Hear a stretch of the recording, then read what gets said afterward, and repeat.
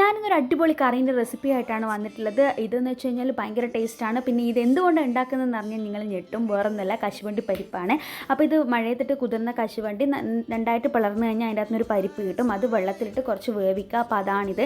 ഇനി ഇതിൻ്റെ മേലുള്ള ഒരു പുറം തോടൊക്കെ കളഞ്ഞിട്ട് ഇത് നന്നായിട്ട് കഴുകി വൃത്തിയാക്കി എടുക്കാനുണ്ട്. ഞാൻ ആദ്യമായിട്ടാണ് ഈ കറി ട്രൈ ചെയ്യുന്നത്. സൂപ്പറാണ്. നിങ്ങൾ ചിക്കൻ കറി പോലെ ഉണ്ടാവും. നിങ്ങളൊന്ന് ട്രൈ ചെയ്ത് നോക്കണം. അപ്പോൾ തേങ്ങ വറുത്തരച്ചിട്ടാണ് നമ്മൾ ഈ കറി വെക്കുന്നത്.